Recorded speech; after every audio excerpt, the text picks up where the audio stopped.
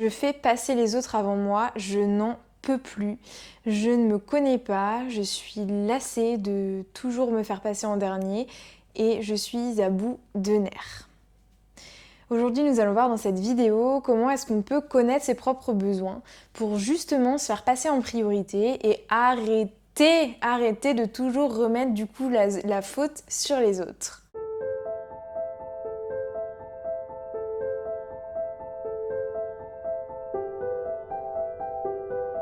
Bonjour à tous, je suis ravie de vous retrouver. Aujourd'hui, on est le 24e jour de ce challenge d'estime de soi.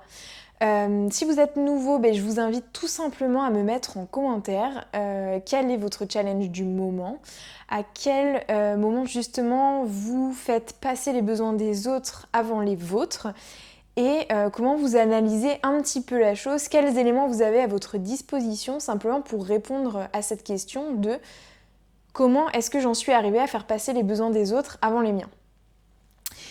Je suis ravie d'entamer cette nouvelle vidéo avec vous, simplement parce que c'est un thème qui me parle particulièrement et qui me donne vraiment envie de développer en profondeur, ce qu'on ne fera pas forcément aujourd'hui dans l'immédiat, mais en tout cas ça peut faire l'objet de plusieurs vidéos parce que j'ai beaucoup de personnes qui me disent « Je ne comprends pas pourquoi en fait j'ai toujours besoin de faire passer l'autre avant moi. Pourtant je suis raisonnée, j'analyse bien que j'ai besoin d'être au clair avec moi-même et d'être bien avec moi-même avant d'apporter ça aux autres. Et pourtant, j'en souffre énormément et je n'arrive pas à faire autrement. Et c'est un petit peu comme un automatisme. Alors du coup, moi ce que j'aimerais répondre à ça, c'est déjà à quel moment est-ce que dans votre vie, vous avez fait passer les besoins des autres avant les vôtres et qu'est-ce que ça vous a procuré? Ou simplement, qu'est-ce que ça vous a évité de ressentir? Dans le sens où, quand je fais passer le besoin de l'autre avant les miens, qu'est-ce que ça m'évite en fait de vivre? Est-ce que ça m'évite de vivre du rejet? Est-ce que ça m'évite de vivre, je sais pas moi, des contrariétés? Est-ce que ça m'évite de ressentir des critiques, des jugements? Ça peut être un petit peu lié à tout ça.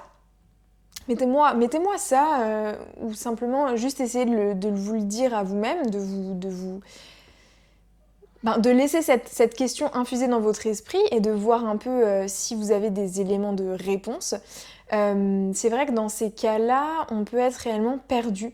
Réellement perdu parce que c'est comme un automatisme, c'est comme quelque chose, une espèce de petite manivelle qui se met en route. Le mode sacrifice et le mode l'autre passe avant moi. Ça peut s'expliquer aussi, comme je disais à la personne qui m'a parlé de ça aujourd'hui, par donc des injonctions qu'on a eues de la part de personnes qui ont été dans notre entourage depuis qu'on est tout petit. Et notamment le driver soit parfait et simplement fait plaisir. Donc j'ai déjà fait des vidéos à ce sujet, je vous invite vraiment à aller les voir pour voir si vous vous reconnaissez un petit peu dans ces différents profils et bien sûr m'indiquer un peu ça. Le fait plaisir, ça va vraiment être lié à ça, c'est fait plaisir, adapte-toi aux autres, rends l'autre heureux et peu importe si toi ça te correspond ou pas, en tout cas ton mantra c'est de rendre heureux l'autre. Et par rapport à ça, comme je dis souvent, le but c'est super de faire plaisir, mais si c'est pour se couper un bras et une jambe et finalement être complètement déséquilibré dans ce qu'on donne au quotidien, forcément ça va avoir un impact et ça va avoir des conséquences pas forcément positives, même plutôt négatives dans nos vies. Donc vous allez avoir ça. Et ensuite il y a l'idée de ne pas déplaire, d'être parfait, de toujours bien entendu rentrer dans le moule, avoir une forme d'acceptation sociale, d'intégration au sein d'un groupe, de reconnaissance, de validation. C'est sûr que c'est plus confortable de rentrer dans les normes et de satisfaire tout le monde plutôt qu'être le petit mouton noir qui est pointé du doigt. Ça, je vous l'accorde. Mais en attendant, sur un chemin d'estime de soi, d'éveil, d'authenticité, le but c'est vraiment d'être honnête avec soi-même et de se dire ouais c'est vrai que là peut-être je l'ai fait pour avoir ça en retour.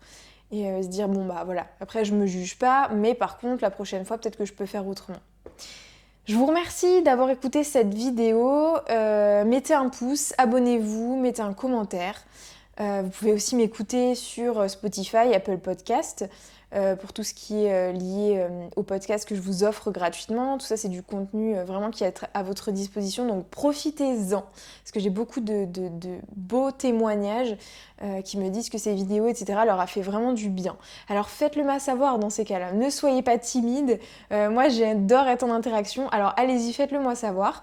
Et eh bien, abonnez-vous à la newsletter si vous voulez recevoir votre guide pour comprendre, décrypter les émotions et avoir un lien, une connexion plus forte avec votre corps qui vous dit de nombreuses choses au quotidien.